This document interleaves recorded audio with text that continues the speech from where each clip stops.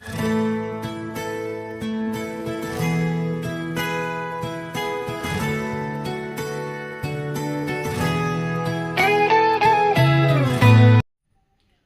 పేరట ఈ వాక్యం వింటున్న మీ అందరికీ వందనాలు. పరిశుద్ధ బైబిల్లో నుండి ఒక లేఖనాన్ని మనం చదువుకుందాము. రోమీలకు రాసిన పత్రిక 12వ అధ్యాయము 12వ వచనాన్ని చదువుకుందాం. అక్కడ 4 విషయాలు ఉన్నవి. 4 విషయాలు కూడా మనము తెలుసుకుందాం. మొదటి మాట మనం జ్ఞాపకం చేసుకున్నట్టయితే నిరీక్షణ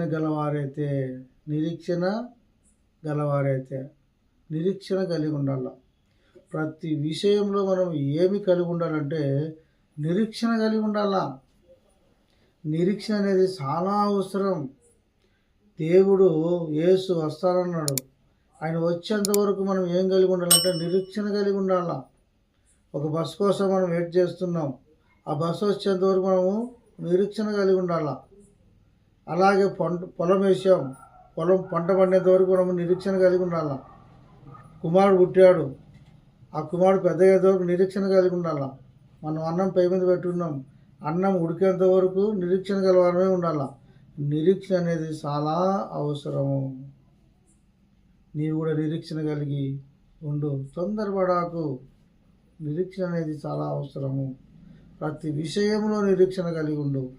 మరొక మాట మనం జ్ఞాపకం చేసుకున్నట్టయితే సంతోషించుతూ. మనకేముండాలా? దేవుని బిడ్డలకు సంతోషం. నిరీక్షణ గలవారై ఉండాలా, సంతోషించుతూ ఉండాలా. ప్రతి విషయంలో సంతోషించుతున్నాలా. మనం ప్రభుని ఎప్పుడైతే మనం అంగీకరించామో ఆ రోజు మొదలుకొని నీ జీవితకాలం అంతయు మేలు జరిగినను కీడు జరిగినను ఏ సమస్య అయినా వచ్చినా సరే నీవు మాత్రము సంతోషించుతూ నీ భారము ప్రభు మీద మోపుతూ వర్ధిల్లుతూ ముందుకు కొనసాగాలను. రెండో మాట మనం జ్ఞాపకం చేసుకున్నట్టయితే సంతోషించుతూ ఉండాలి. మూడో మాట మనం జ్ఞాపకం చేసుకున్నట్టయితే చక్కటి మాట ఉంది అక్కడ, శ్రమందు ఓర్పు గలవారై ఉండండి. శ్రమ వచ్చినప్పుడు, బాధ వచ్చినప్పుడు, కష్టం వచ్చినప్పుడు మనం ఏమి కలిగి ఉండాలంటే ఓర్పు అనేది చాలా అవసరము. ఓర్పు కలిగి ఉండాలి. ఒక నిండు గర్భవతి నొప్పులు తింటుంది, ఆయమ్మ కాన్పేంత వరకు ఏమి కలిగి ఉండాలంటే ఓర్పు కలిగి ఉండాలా. అక్కడ మంత్రసానులు కానీ డాక్టర్లు కానీ నర్సులు కానీ అంటుంటారు, కొద్దిగా ఓర్చుకోమా అంటుంటారు. కాబట్టి ఓర్పు అనేది చాలా అవసరం. తొందరపడి కోపపడకూడదు, తొందరపడి ఏ నిర్ణయం తీసుకోకూడదు, తొందరపడి నోటి నుంచి ఏ చెడ్డ మాట మాట్లాడకూడదు. కాబట్టి దేవుని బిడ్డలారా, మనము శ్రమ వచ్చినప్పుడు ఓర్పు గలవారమై ఉండాల. ఇది మూడో మాట. నాలుగో మాట మనం జ్ఞాపకం చేసుకున్నట్టయితే పట్టుదలతో ప్రార్థన చేయవలను. పట్టుదలతో.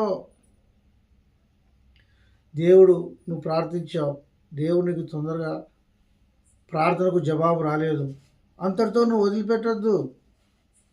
ఆ జవాబు వచ్చేంత వరకు, నీకు ప్రతిఫలం అనుగ్రహించేంత వరకు, నీకు మేలు జరిగేంత వరకు, నీ స్వస్థత కలిగేంత వరకు, నీ గురి వద్దకు నువ్వు వెళ్ళేంత వరకు నువ్వు పట్టుదల కలిగి ప్రార్థిస్తూనే ఉండాలి. పట్టుదల కలిగి ప్రార్థించాలా.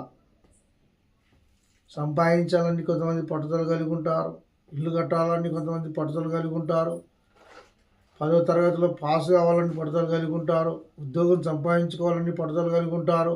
అలాగే మనం ప్రార్థనలు కూడా ఏమి కలిగి ఉండాలంటే పట్టుదల కలిగి ఉండాలా. ప్రార్థన చేయాలా. ఎప్పుడైతే మనం బలమైన ప్రార్థన చేస్తామో అప్పుడు దేవుడు మన ప్రార్థన అంగీకరించి ఖచ్చితంగా మనకి ప్రతిఫలము దయచేస్తాడు. మొదటి మాట మనం జ్ఞాపకం చేసుకున్నట్టయితే నిరీక్షణ గలవారై ఉండాల. రెండోది సంతోషించుతూ ఉండాల. మూడోది శ్రమందు ఓర్పు గలవారై ఉండాల.